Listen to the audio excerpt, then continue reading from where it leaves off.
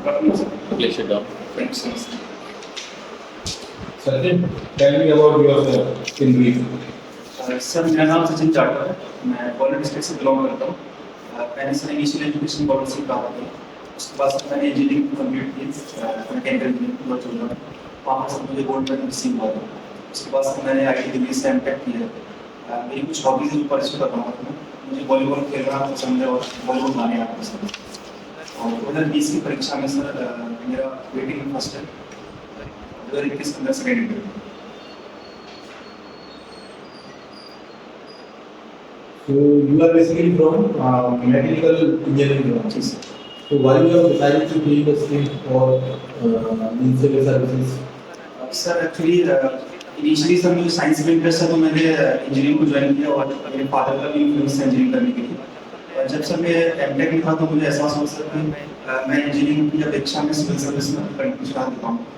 Civil service sir कुछ scope है जो काफ़ी अच्छा मिलता है, डाइवर्सिटी जॉब है वहाँ पर और डेवलपमेंट में हम काम कर सकते हैं। तो मुझे लगा कि सर मैं वहाँ शिफ्ट कर दूँ और अपनी बाकी ज़िंदगी से मैं सिविल सर्विस में करना चाहता हूँ। So have you think about it that in technical side, especially engineering field, government have invested a lot of money in infrastructures that we should produce a lot of good engineers and they provide a lot of subsidies for establishing these kind of big companies. And suddenly you have completed a graduation and then PG and suddenly left it and decided to get from that sector and the government sector. So you have targeted the government's policy and provided huge loss. Sir मैं इसको huge loss में नहीं बोलता हूँ, मुझे अभी अपने IT director का स्टेटमेंट याद आ रहा है। जब वो हम लोग कॉन्वोकेशन में रिजल्ट उन्होंने एक बात बोली थी, बोलते थे कि जब हम लोग आईटी में स्टूडेंट जो प्रोड्यूस करते हैं उनका लक्ष्य केवल टेक्निकल फील्ड में ना होती है, क्रिएटिव फील्ड में काम करने को मौका मिलना चाहिए और हम चाहते हैं कि आईटी में अच्छे खासे कंट्रीब्यूशन जाए। सर मुझे उनकी बात बहुत स्ट्राइक की तो मुझे सिविल सर्विस का वेकेशन था और मैं सर अपनी ज़िंदगी इसमें बिताना चाहता हूँ। अच्छा सचिन जी, 1992 की कोई प्रमुख घटना बताइए। 1992 जी। 1991 में जनरल इलेक्शन फर्स्ट टाइम में इंडियन प्रेसिडेंट 1991 बन गई।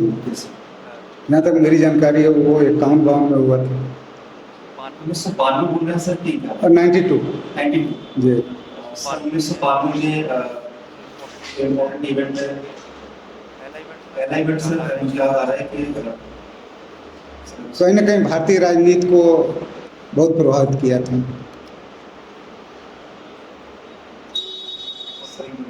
अच्छा, मंडल कमंडल का नाम सुना है? हाँ जी सर।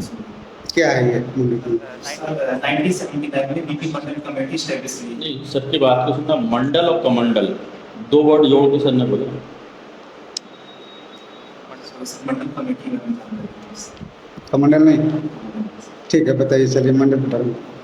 1979 में बीपी मंडल कमेटी स्टैब्लिश हुई। इसका पर्पस ये था कि जो ओबीसी वर्ग है उसको आइडेंटिफाई करना कि वो सोशली और एजुकेशनली कितने बैकवर्ड क्लास है। उन्होंने अपनी रिपोर्ट प्रस्तुत की।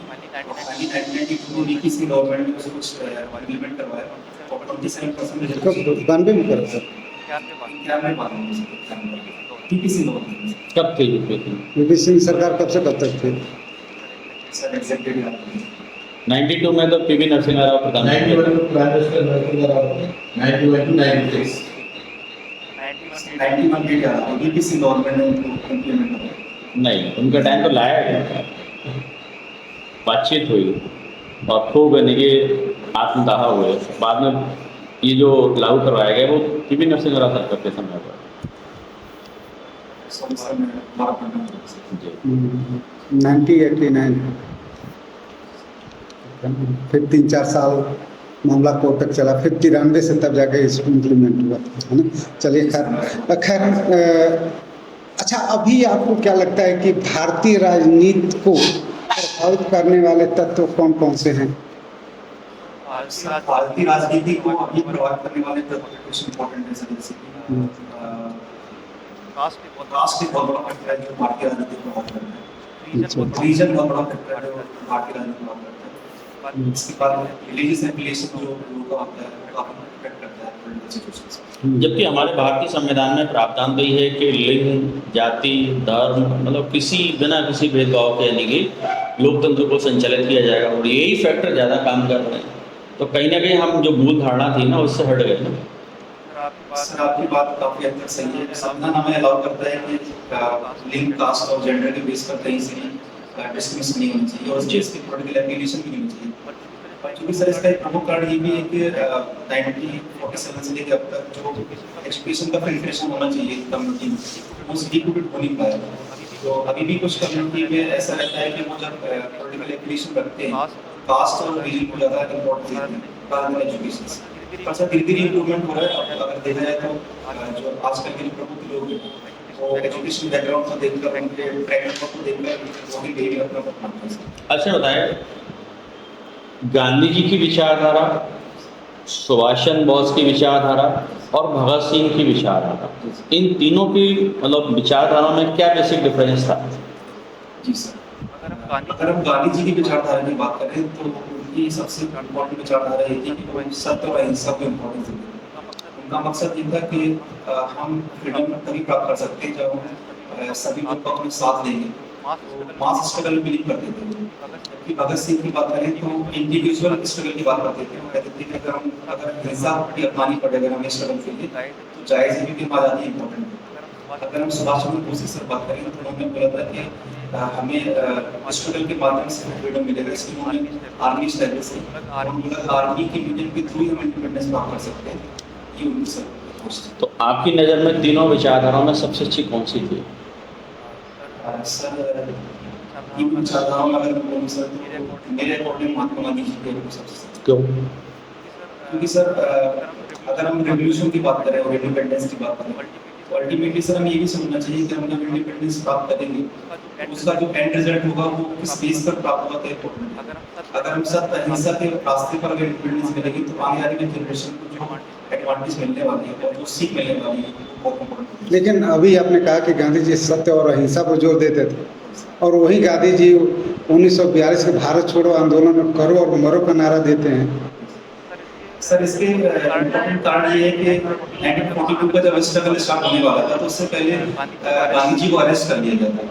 तो उनकी जो फंडामेंटल अप्रोच जो सत्य अहिंसा थी वो लोगों तक पहुंच नहीं पाई थी, जिससे और बाकी जो लोग थे लीडरलेस हो गए थे। इसकी वजह से लोगों को अहिंसा का मार्ग अपनाना पड़ा क्योंकि डीप रूटेड था माइंड में कि वो सत्य अहिंसा के रास्ते पे थे। अच्छा, आपको नहीं लगता कि आज़ादी हमने गांधी जी के सिद्धांतों पर ली, काफ़ी हद तक उनके सिद्धांतों को फॉलो किया, लेकिन आज़ादी के बाद मुझे लगता है कि हम यानी कि गांधीवादी विचारधारा से हट गए। अच्छा लगता है आपको? इस समय कंप्लीटली एग्री नहीं हूं। अच्छा, जैसे कि हम बात करें, गांधी जी ने दो बहुत महत्वपूर्ण बातें की थी। एक यानी कि आपका ग्रामीण विकास की, यानी कि हमारे विकास का आधार यानी कि और राजनीतिक केंद्र का आधार ग्राम होना चाहिए, और दूसरे यानी कि डेवलपमेंट की बात भी उन्होंने जो की थी वो भी यानी कि वहीं से बात की थी, है ना। तो डेवलपमेंट भी यानी कि देखा जाए तो हमारा जो बाद में हुआ, बड़े बड़े हमने इंफ्रास्ट्रक्चर तैयार कर दिए, गांव पिछड़ते चले गए। यानी कि शुरुआत हमने कहाँ से की? बड़े बड़े महानगरों से, बड़े बड़े केंद्रों से शुरुआत की, जबकि गांधी जी का था कि रूट लेवल से डेवलपमेंट करेंगे और ऊपर तक जाएंगे, विकेंद्रीकरण होना चाहिए था। और ऐसी सत्ता के बारे में उन्होंने कहा था कि सत्ता का भी यानी कि विकेंद्रीकरण हो, और हमने क्या किया कि पहले सत्ता का केंद्र किया, उसके बाद पंचायती राज व्यवस्था जाकर के हमने 1992 में ही लागू कर पाया, विकेंद्रीकरण बहुत बाद में लाए। तो ये कहीं ना कहीं ऐसे थे कि गांधीवादी जो सिद्धांत थे उनसे हम भटके और उसके बाद में फिर लौट करके गांधीवादी सिद्धांतों पर आए। सर मैं इसमें एक पॉइंट ऐड करना चाहूँगा। शुरुआत में जब इंडिया इंडिपेंडेंस हुआ था 1947 में, हमारे देश की इतनी अच्छी नीति का हम डिसेंट्रलाइजेशन बंद कर दें, हमें इंडिपेंडेंट करना पड़ता था। जब कोई देश आज़ाद हुआ तो हमें सेंट्रल गवर्नमेंट को स्ट्रॉन्ग रखना पड़ता ताकि वो डेवलपमेंट एक्टिविटी को प्रमोट कर सके और डाउन फेडरेशन हो सके। और दूसरा कारण सर ये भी था कि डॉक्टर अम्बेडकर ही चाहते थे कि अगर हम शुरुआत से ही अगर गाँव में पंचायती राज सिस्टम ले आएंगे तो कास्ट का जो कॉन्सेप्ट है गाँव में वो पार्लियामेंट तक पहुँच जाएगा, उसको क्लैरिफाई करना चाहते थे।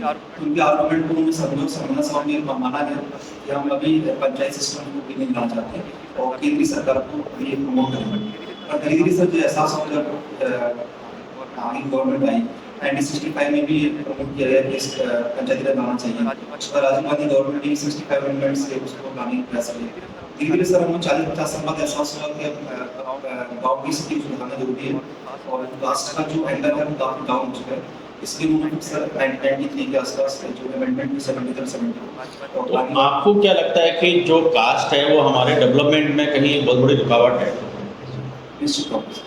तो ये तो बड़ा सिंपल फॉर्मूला है यार, उसको खत्म कर दो, क्या दिक्कत है? जब इतनी बड़ी यानी कि हर्डल है हमारे डेवलपमेंट में, तो उसको गवर्नमेंट खत्म कर दे। सर कास्ट को इतनी आसानी से खत्म नहीं कर सकते, क्योंकि कास्ट से डीप होती है इंसान के अंदर जब वो पैदा होता है। बट सर उसमें रिफॉर्म ला सकते हैं, जैसे कि गवर्नमेंट प्रमोट करती है कि हम लोग संविधान में प्रमोट करते हैं कि पीपल ऑफ इंडिया। अगर हम सर इस तरह की आइडियोलॉजी या फिर इस तरह की आइडेंटिटी प्रमोट करेंगे तो निश्चित तौर पर जो कास्ट की आइडेंटिटी वो नीचे चली जाएगी, वो इंडियन सिटीजनशिप की आइडेंटिटी ऊपर आ जाएगी। इसका सबसे बड़ा प्रमुख कारण है सर, हम इसको अवेयरनेस के थ्रू या एजुकेशन के थ्रू प्रमोट कर सकते हैं। कास्ट का एंगल थोड़ा उठाने मुश्किल से बहुत समय के साथ आएगा, बट अगर हम बड़ी आइडेंटिटी प्रमोट करेंगे सर तो कास्ट का एंगल वैसे कम होगा। अच्छा, गांधी जी की राम राज्य की संकल्पना और आज के गुड गवर्नेंस की संकल्पना दोनों एक ही है कि अलग अलग है? सर दोनों में सिमिलरिटीज हैं।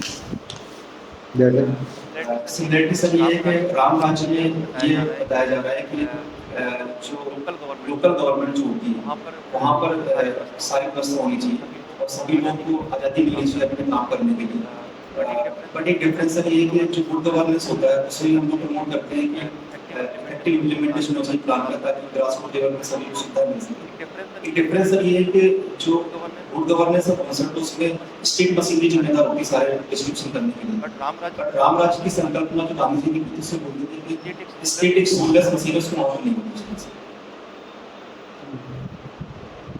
अच्छा, जो कौटिल्य ने कहा था कि राजा के हित में भी प्रजा का हित है, ऐसा कहा था ना उन्होंने, तो आज वो कितना प्रासंगिक है? सर आज उसकी प्रासंगिकता एकदम पीक पे है सर, क्योंकि अगर प्रजा का सुखी नहीं रहेगी, आज राजो प्रजा का कॉन्सेप्ट नहीं सर, बट सिटीजनशिप और जो रिप्रेजेंटेटिव डेवलपमेंट का कॉन्सेप्ट है, बेनिफिट्स की तरह। तो हम लोग गवर्नमेंट ये चाहती है कि जो बेनिफिट्स हम अगर लोगों को देंगे और उसका प्रभाव निश्चित तौर पर गवर्नमेंट भी करेगी। तो यहाँ तो हम देखते हैं कि कोई भी पॉलिटिकल पार्टी हो या नेता हो, वो बात तो आम जनता की करता है और खुद ही खास हो जाता है। आम जनता आज तब भी झोपड़पट्टी में थी, आज भी है, और जो जनता की हित की बात करता है, जो आम आदमी है, वो आज करोड़ों के महलों में रहता है। सर ऐसा नहीं है, अगर हम बात करें प्राइम मिनिस्टर नरेंद्र मोदी जी की, तो भी गुड गवर्नेंस को प्रमोट कर रहे हैं और ऐसी बातें नहीं सोचते कि जनता का हित ना हो। उन्हें सारी पॉलिसी जो इम्प्लीमेंट कर रहे हैं वो जनता के हित पे लाते हैं। नहीं, ये देखा जाए कि इस गवर्नमेंट में तो आपका जो पूंजीवादी है उसका ज़्यादा डेवलपमेंट हो रहा है। कि आप यदि एक सर्वे भी आया है जिसमें कहा गया है कि पिछले 10 वर्षों में भारत में जो पूंजी का संकेंद्रण हुआ है, यानी कि सेंट्रलाइजेशन हुआ है, तो ये तो कहीं ना कहीं गलत साबित हो रही चीज़। सर ये बात सच है। अभी रिसेंट रिपोर्ट के बाद ये साबित हुआ कि 1% वेल्थ जो है वो अमीरों के पास है, हम लोगों के पास 21% वेल्थ पाई गई। सर इसके कुछ रीजन भी है सर, अगर हम बात करें। पहला तो ये कि सर अपने कंट्री में 2014 में इसकी इकोनॉमिक एक्टिविटी बहुत फास्ट हो गई। गवर्नमेंट स्टार्टअप को प्रमोट कर रही है, एंटरप्रेन्योरशिप प्रमोट कर रही है। नहीं, प्रमोट जो स्टार्टअप को प्रमोट कर रही, तो उसमें तो स्टार्टअप फेल हो रहे हैं। मतलब देखा जा रहा है कि लगभग यानी कि 70 और 80% यानी कि स्टार्टअप फेल। शुरुआत होती है, लोग जोखिम उठाते हैं, उसके बाद देखा जाता है कि साहब उन्होंने अपना टाइम भी एक्सपेंड किया और स्टार्टअप भी फेल हो रहा है। सर स्टार्टअप फेल होने के कई कारण हो सकते हैं, बट गवर्नमेंट का प्रयास रहता है कि जो यंग कैंडिडेट्स हैं जो नॉलेज रखते हैं उनको इंटरनेशनल में प्रमोट करना चाहिए। उसके प्रोग्राम भी चलते हैं सर।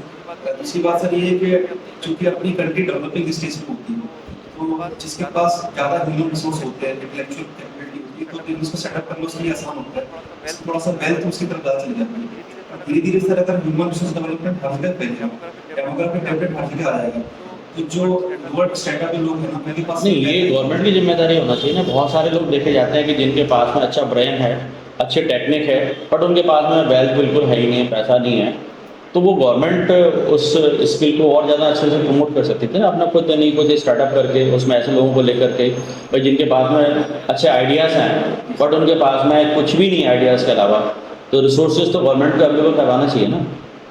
हाँ सर, इसके लिए गवर्नमेंट काफी प्रोजेक्ट्स ला रही है। कर्मयोगी प्रोजेक्ट है सर, उसके तहत गवर्नमेंट क्या कर रही है, अगर आपके पास कोई एक्सपर्टीज है, नॉलेज है, गवर्नमेंट उसको रिवॉर्ड भी कर रही है, उसके काम को इम्प्लीमेंट भी कर रही है। एक काम तो तभी बेचारा स्टार्ट करेगा उसके बाद पैसा हो।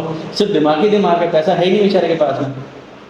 सर उसके लिए वेंचर कैपिटल गवर्नमेंट प्रोवाइड करती है, स्टैंड अप इंडिया और स्टार्टअप इंडिया के सकते हैं सर। आपको लगता है कि आसानी से सारी चीज़ें पैसे मिल जाते हैं?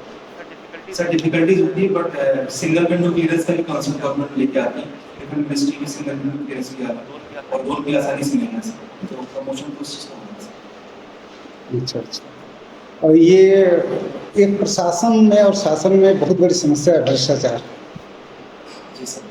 कहीं ना कहीं आपने भी अपने जीवन में फेस किया होगा, तो इसको कैसे समाप्त किया जाए? सर जैसा कि मैं समझ पा रहा हूँ सर, करप्शन वाइड स्प्रेड रहता है डिफरेंट डिपार्टमेंट्स में। डिपार्ट्स में सर करप्ट नहीं होते, वहाँ पे कुछ जनता लोग होते हैं जो करप्ट एक्टिविटी में पार्टिसिपेट करते हैं, जिसकी वजह से डिपार्टमेंट का नाम खराब होता है। सर मुझे स्टेटमेंट याद आ रहा है कि जब करप्शन को एक ही तरीके से रिमूव किया सकता है, उसका तरीका ये है कि अगर हम बच्चों को बचपन से ट्रेनिंग की, अगर हार्ड वर्किंग की, स्किलिंग की, तो करप्शन को बिल्कुल चला सकता है। तो सर हम अगर डाउन फिल्ट्रेशन की बात करें, जो बच्चे जो पढ़ाई कर रहे हैं उनको सर वहाँ से इंस्टिल करना चाहिए सरकार की एजुकेशन के आगे आने वाले समय में हार्ड वर्क और डिटर्मिनेशन पे ही बिलीव करें और करप्शन को बिल्कुल तरह से नफरत करें। तो आप ये कह रहे हैं कि जो ब्राइब लेते हैं वो हार्ड वर्क नहीं रहते और क्या नाम है सिंसियर नहीं रहते। अभी बोला आपने कि वो हार्ड वर्क करें, तो जो ब्राइब में रिश्वत लेते हैं ना वो जो लोग, तो वो हार्ड वर्क नहीं रहते। सर मैं कहना ही चाह रहा हूँ कि जो बच्चे होते हैं सर, उनका माइंड इस तरह से मोल्ड होना चाहिए बचपन से कि हमेशा वो हार्ड वर्क और डिटर्मिनेशन और परसीवरेंस के लिए बिलीव करें, ना कि करप्शन के प्रति उनकी विचार होना चाहिए। अगर सर हम बचपन से अगर किसी को ट्रेनिंग अच्छे से देंगे ना, तो आगे आने वाले समय में जब भी प्रशासन और शासन करेंगे अच्छे से ही काम करेंगे सर। अच्छा, आपको क्या लगता है भ्रष्टाचार के लिए शासन और प्रशासन ही दोषी है कि जनता भी दोषी है? सर दोनों ही जिम्मेदार हैं सर। वैसे जनता ज़्यादा जिम्मेदार है क्योंकि सर कहीं न कहीं जनता अपने चीज़ों को फायदे के लिए, चीज़ें आसान बनाने के लिए उसमें करप्ट एक्टिविटीज पार्टिसिपेट कर लेती है और कुछ ऐसे लोग होते हैं शासन प्रशासन में जो सुविधा देने के लिए उसमें एक्टिविटी इन्वॉल्व होते हैं। इनका प्रशासन जिम्मेदार नहीं, बट सब कुछ लोग ऐसे होते हैं जो उसमें तो उन लोगों को कहते हैं क्या नाम है, करप्शन से हट जाएगा। सर एक स्टेप है, अगर हम देखें तो अगर उनको प्रिवेंशन ऑफ करप्शन एक्ट के तहत उनको पनिशमेंट मिलेगी, पूरे डिपार्टमेंट को भी लेसन जाता है कि अगर आप ऐसे एक्टिविटी करते हो तो अगर आपको पनिशमेंट मिलेगी, तो सारे लोग उसमें फियर हो जाता है लोगों के अंदर कि आप वो नहीं कर रहे। We have various agencies like Local, Ombudsman, they are working that to catch these persons who are taking that. And still this situation prevails in our society. The corruption is widely existed. Sir इसके लिए जो सब मैं कहना चाहता हूँ कि जो एजेंसीज होती हैं उसमें से कुछ सर इंडिपेंडेंट नहीं है, सीबीआई इंडिपेंडेंट एजेंसी नहीं बनती थी, हालांकि उसको रिप्लेस करने के लिए लोकपाल का कॉन्सेप्ट लेके आया था और सीबीसी है सर, सीबीसी सेंट्रल गवर्नमेंट के एम्प्लॉयज के लिए काम कर रही है। सर इन सभी एजेंसी का पर्पज ये रहता है कि किसी न किसी से करप्शन को एलिमिनेट किया और इन पे प्रयास भी सर जारी रहते हैं। अगर हम रिपोर्ट देखें सर एजेंसी आदमी की तो बताती है कि हर साल एजेंसी का जो स्कोप रहता है काम करने का वो बढ़ रहा है और करप्शन की केस में ज़्यादा उनके चार्ज रहते हैं। इसमें इसका क्या सोल्यूशन है? एजेंसी अगर इंडिपेंडेंट काम करे तो करप्शन बंद हो जाएगा और वो क्या नाम है लोकल अथॉरिटी दे दिया आप भी इसको कंट्रोल करने के लिए। एंड ये जो solution whether we have CBI, CBC or local, okay, we have appointed the head of these these agencies and then provided full autonomy, that is you are free to take any decisions, you are separate view, that is nobody will control you. Is it the right approach? That is we will control we will eradicate the corruption from society. Sir अगर आप हम agencies को अगर full control देते हैं, अगर full autonomy अगर मिली होती है तो सर वो फ्रीली काम कर पाएंगे सर और किसी दबाव में काम नहीं करेंगे, जिससे उनका परफॉर्मेंस सर निश्चित तौर पे बेटर होगा sir. Then how do you guarantee that these people will not start making corruptions if we provide the full autonomy? Because these are also human. और सर उनके लिए चेक बैलेंस ये रहता है कि उनका अपॉइंटिंग अथॉरिटी जो होती है उनका भी दबाव रहता है कि अगर वो काम करेंगे तो जुडिशरी सब को टेक केयर करने के लिए, अगर सीबीआई तो लोग उनके लिए सुपरिटेंडेंट से रोल प्ले करती है, हर एक एजेंसी का दूसरी एजेंसी चेक बैलेंस रहता है सर, तो वो अपने स्तर पर सब करप्शन करने की जिम्मेदारी नहीं होती, ये दूसरा चेक बैलेंस बना रहता है सर। अच्छा, अभी हाल के कुछ वर्षों में देखा गया कि एक खास राज्य की सरकार बुलडोजर नीति लेके आई है, इसको आप कहाँ तक सही मानते हैं? हाँ, बुलडोजर नीति कहाँ तक सही है ये? सर बुलडोजर जो न्याय की व्यवस्था है सर यूपी गवर्नमेंट ने स्टार्ट की है सर उसमें एक्चुअली मैं इसमें टू सम एक्सटेंट ठीक मानता हूँ सर। इसमें सर क्या होता है कि अगर कोई व्यक्ति क्राइम करता है तो उसके घर के निर्माण को दिया जाता है। इसमें सर एक फायदा इस चीज को देखा जाता है कि अगर कोई व्यक्ति ऐसा करता है तो दूसरे व्यक्ति जो करने का प्रयास करेंगे उनके लिए डिटरेंस रेट लगता है कि मुझे मेरे पर्सनल लेवल पे तो लॉस हुआ, साथ में जो मैंने प्रॉपर्टी एक्वायर की है वो भी लॉस हो गई। डिटरेंस क्रिएट करने में सर एक बहुत इंपॉर्टेंट रोल प्ले करता है बुलडोजर का जो नियम है। लेकिन आपको नहीं लगता कि न्यायपालिका फिर क्या करेगी? न्यायपालिका की प्रासंगिकता क्या रह जाएगी? कोर्ट ही निर्णय नहीं लगेगी। कोर्ट को माइनर कर देना चाहिए और ये एक्यूज को राय नहीं मिलनी चाहिए अपने आप को डिफेंड करने का, क्योंकि हमने डिसाइड कर लिया है ये बंदा अपराधी है, इसका घर फोड़ दो और उसे मौका ही मत दो। नहीं सर, जो कॉन्सेप्ट है वो प्राइम फेसी पे है सर। कई नजर में लगता है कि उस व्यक्ति ने क्राइम किया है तो सर उसका भी पनिशमेंट मिलेगी। अगर उनको ऐसा लगता है कि इस व्यक्ति पर अभी प्राइम फेसी पर कोई रिकॉर्ड नहीं है क्राइम का तो सर ऐसा एक्शन उनके खिलाफ नहीं लिया जाएगा। ठीक है, ये ठीक है। Thanks sir. कब है आपका इंटरव्यू? 6 मिनट। अच्छा, विजय का भी 6 को, आपका भी 6 को? हाँ सर सर दोनों अच्छा। लास्ट 6 साल तो दोनों मैकेनिकल इंजीनियर है। नहीं सर वो उनको नहीं आता सर। मुझे उसका वही छताई पे है। अच्छा अच्छा। ये भी ऐसे आपके पहले होती थी ना, वो भी मैकेनिकल इंजीनियर। हाँ बताया आपका भी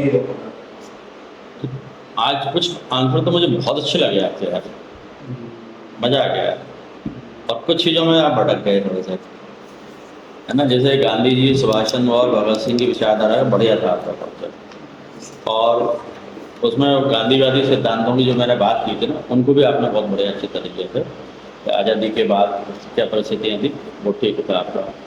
लेकिन जैसे आपका जो मंडल कमंडल के बारे में सर ने पूछा ना, वहाँ पर आप उसको उस तरह से स्ट्राइक नहीं कर पाए, है ना, और फैक्ट थोड़ा गड़बड़ हो गए आपके। सर ये मंडल कमेटी की रिपोर्ट तो बीपी सिंह गवर्नमेंट ने इंप्लीमेंट की। नहीं, बीपी सिंह मंडल ने, मतलब जो बीपी सिंह के समय वो लाई गई, बट यानी कि बीपी सिंह गवर्नमेंट हट गई थी, लेकिन इसको लाने का काम जो है ना वो बाद में, यानी कि संविधान संशोधन जो हुआ वो पीवी नरसिम्हा राव सरकार के समय। लक्ष्मीकांत भी नहीं सर। हाँ, नहीं तो ये सब चीजें आपको किताबों से नहीं मिलेंगी ना, किताबों में बहुत सारी बातें नहीं और होती हैं। काफी बड़ा मूवमेंट था उस समय तो ये कमंडल। एक नहीं, एक नहीं, अरे मतलब सैकड़ों की संख्या में थे, ग्वालियर में 5-6 हो गए थे। हाँ, वो मैं कंसेप्ट बता दूं दोनों। और जो मैंने घटना आपसे पूछा था, देखो जब ये अलग होकर 89 में जब सरकार बनी है ना, तो बीपी सिंह प्रधानमंत्री बने, उन्होंने तत्काल इसको कर दिया, लागू कर दिया मंडल कमीशन को। और कमंडल का मतलब ये राम मंदिर वाला मतलब 6 दिसंबर 1992 को विवादित ढांचे को ढहा दिया गया था।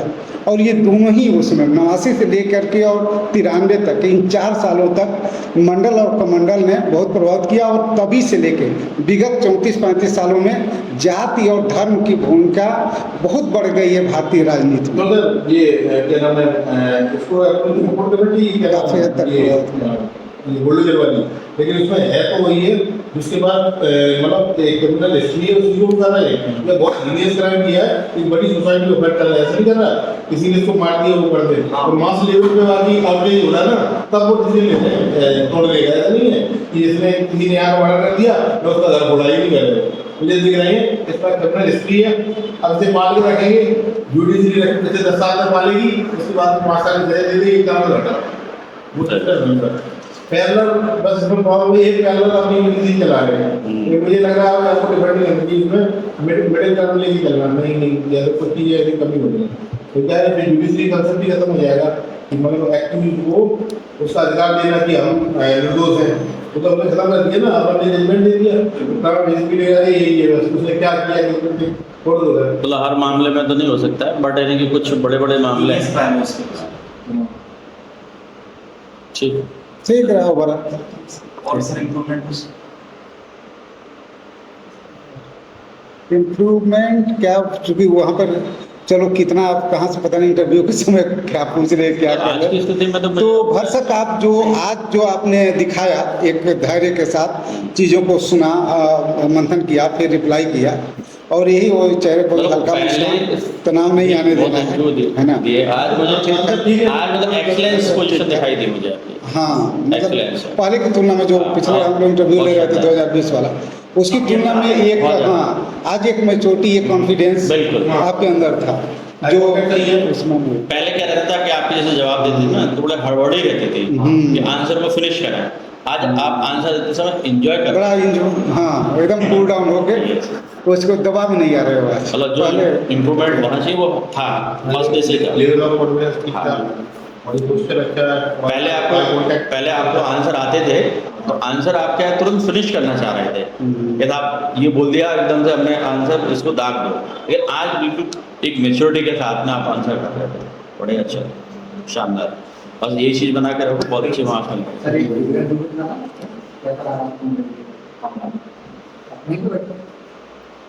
और ये बात हमेशा ध्यान में रखो कि कोई कंप्लीट नहीं होता है ना, कि हम सारे प्रश्नों के उत्तर एकदम सही सही दे देंगे, ऐसा जरूरी नहीं। मतलब ये हिस्ट्री वाले आंसर तो यार लाजवाब थे, मुझे लगता है हिस्ट्री वाला स्टूडेंट भी इतना अच्छा नहीं करता, बिल्कुल परफेक्ट। अब जैसे पिछले बार पास वैदिक संस्कृति भगत सिंह गांधी जी का बहुत अच्छा था और नीचे गांधीवादी सिद्धांतों को वही हो रहा था कि मुद्दा अच्छी तरह से देने की कोशिश कर रहा था। इन्होंने कुछ ये हो गया कि आंसर देने की भूमि लगी, लेकिन नॉर्मली नहीं किया। कई बार क्या होता है, you must learn how to say no. Sometimes that I don't know ABCD और with me I was not even aware of 10% of that content. I still try to answer it. क्या करोगे फिर उसके बाद में कहना शुरू करोगे MCQ में तो चल जाएगा या नहीं चलेगा, फिर वो क्या करेगा तो सेकंड काउंट में ऐसा हो रहा है। हाँ ये है बस। और बोलूं समीक्षा इंस्टीट्यूशन से जो भी इंटरव्यू गाइडेंस प्रोग्राम स्टार्ट किया था वो काफ़ी इम्प्रेसिव। यहाँ पे जो पैनल मेंबर है काफ़ी एक्सपीरियंस उन्होंने मुझे गाइड किया कि किस तरह से इंटरव्यू में अपना परफॉर्मेंस देना, और मैं समीक्षा इंस्टीट्यूशन का बहुत थैंक यू बोलना चाहूँगा भाई, उन्होंने मुझे प्लेटफॉर्म दिया यहाँ पर मैं अपनी इंटरव्यू की तैयारी कर सकता हूँ। थैंक यू सो मच समीक्षा इंस्टीट्यूशन।